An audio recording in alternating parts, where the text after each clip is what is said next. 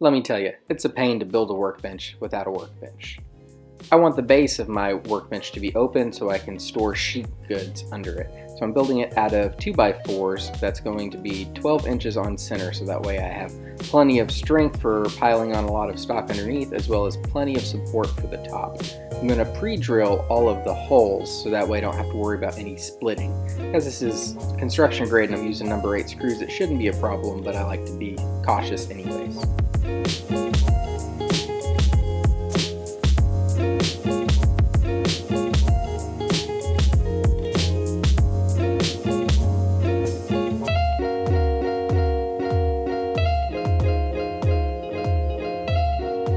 The top and bottom of the base are held together by the legs, and I'm using a 12-inch framing square to make sure that they're lined up square and 5 screws in each to make sure there's no lack of strength.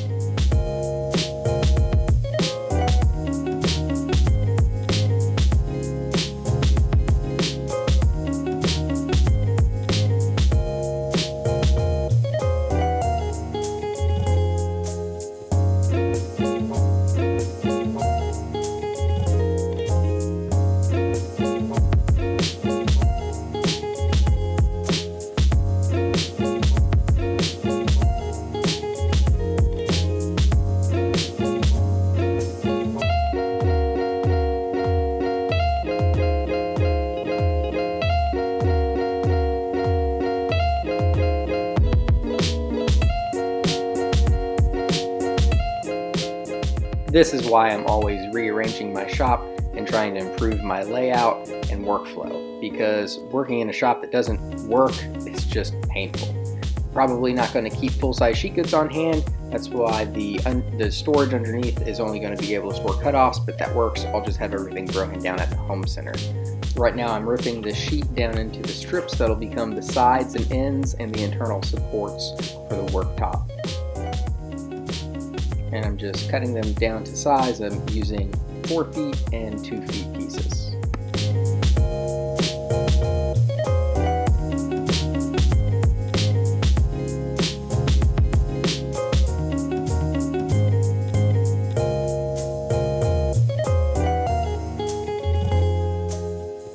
One of the key features of a Paulk Workbench is to have cutouts on the side, so that way you have the cubbies to store your tools in underneath the work surface.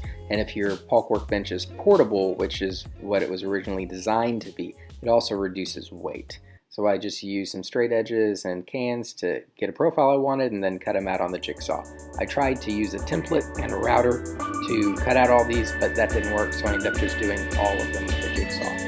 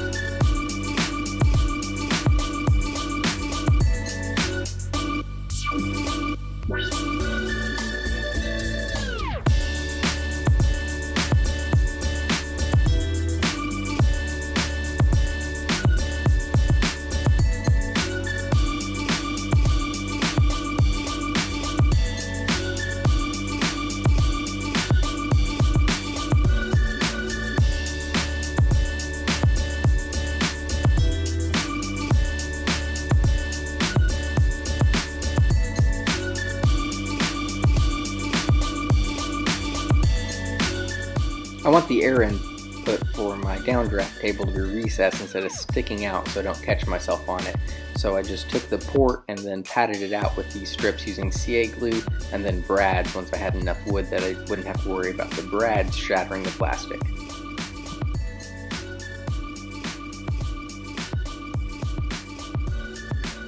I use silicone to seal all the corners and cracks where my downdraft table will be, so that way it's airtight and help maximize how much suction I can get out of the tabletop.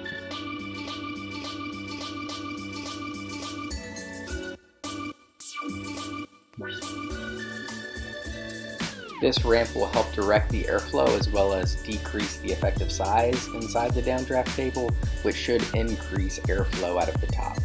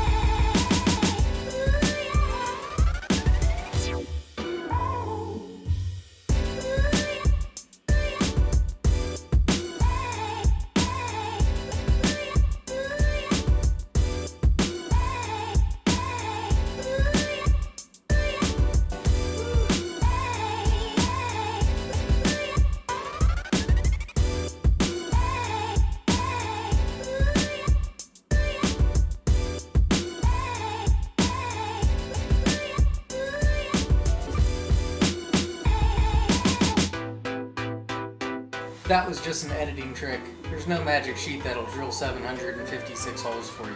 Sorry. But this stuff, this flexible sandpaper, Jimmy DeResta turned me onto it. It's super cool, very handy for all kinds of stuff. Because you can crumple it up and sand. This totally wasn't necessary, but I put 3 coats of oil-based polyurethane just so it would have a good protective coat on top.